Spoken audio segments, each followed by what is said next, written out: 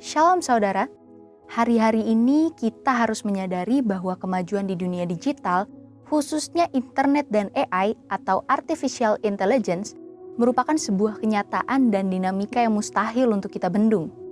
Pengaruh serta dampaknya, baik yang bersifat positif maupun negatif, sudah menyebar ke seluruh penjuru dunia. Hal ini merambah setiap lapisan masyarakat, tanpa memandang usia atau tingkat ekonomi, serta menyentuh dunia sekuler maupun religi, termasuk kita yang ada di dalam aliran Pentakosta. Pembahasan Voice of Pentecost kali ini adalah bagaimana insan Pentakostal menyikapi kemajuan dan penggunaan AI. Hanya dalam waktu singkat, sejak kemunculannya di tahun 2022, kini telah muncul ratusan program berbasis AI yang digunakan secara aktif untuk berbagai keperluan. Kita harus menyadari bahwa teknologi ini akan terus bertambah dan berkembang pesat.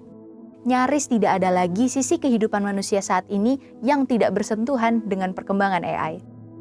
Secara positif, AI telah membantu banyak orang dalam meringankan beban pekerjaan, studi, hingga riset.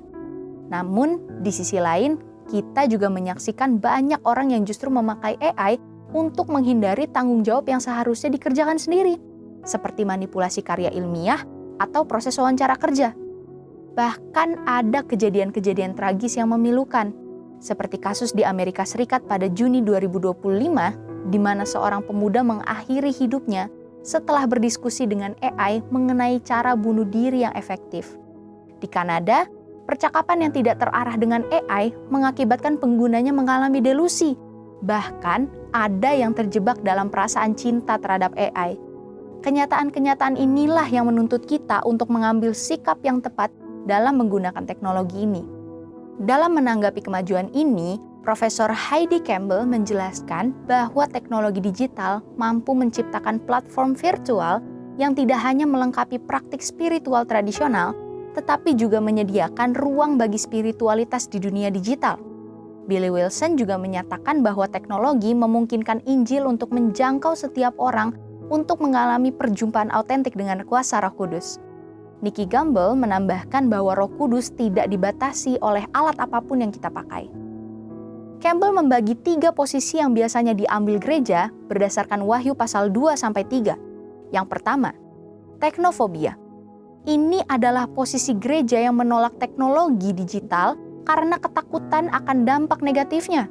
Sikap yang menganggap teknologi sebagai musuh yang tidak bisa ditebus justru menutup peluang misi. Padahal, sesuai Yohanes pasal 1 ayat 3, segala sesuatu, termasuk AI, ada di bawah kedaulatan Kristus dan dapat digunakan untuk kemuliaannya. Yang kedua, teknofilia. Ini adalah gereja yang sangat antusias mengadopsi teknologi demi mengejar popularitas. Sukses pelayanan hanya diukur melalui angka digital seperti likes dan views. Rasul Yohanes mengingatkan agar sistem dunia tidak menggantikan kasih mula-mula kepada Kristus. Yang ketiga, middle tech. Ini adalah model yang paling sehat. Gereja tidak menolak, namun tidak juga memuja teknologi. Mereka menggunakan hikmat, doa, dan pemikiran teologis sebelum menggunakan inovasi digital. Roma 12 ayat 2 mengingatkan kita tidak boleh menjadi serupa dengan pola dunia, melainkan harus terus diperbaharui dalam cara berpikir. Lalu, bagaimana langkah nyata kita sebagai insan Pentakostal? Yang pertama, kita tidak boleh anti terhadap teknologi, namun jangan sampai kita dikendalikan atau bersandar sepenuhnya pada hasil AI. Segala yang baik berasal dari Allah, tetapi bisa menjadi rusak jika disalahgunakan. Kita harus menggunakannya secara benar, etis, dan alkitabiah. Yang kedua, AI tidak boleh menjadi penentu sudut pandang teologi, tata ibadah, atau pola pemuritan kita. AI hanyalah alat pendukung. Otoritas teologis dan pembentukan iman harus tetap dipimpin oleh Roh Kudus dan Alkitab. Yang ketiga, AI sangat membantu pekerjaan, tapi tidak bisa menggantikan peran kita. Keputusan-keputusan penting harus tetap diambil oleh kita yang memiliki Roh Kudus. Yang terakhir, AI adalah kecerdasan yang belajar dari penggunanya. Oleh karena itu, insan Pentakostal harus memberikan asupan-asupan nilai Kristiani ke dalam penggunaan AI. Tanpa kematangan teologi, kita beresiko menelan mentah-mentah logika AI yang mungkin bertentangan dengan Alkitab. Melalui komunitas seperti KUL, kita perlu memperkuat doktrin dasar kekristenan agar cara berpikir jemaat tidak lagi dikendalikan oleh teknologi.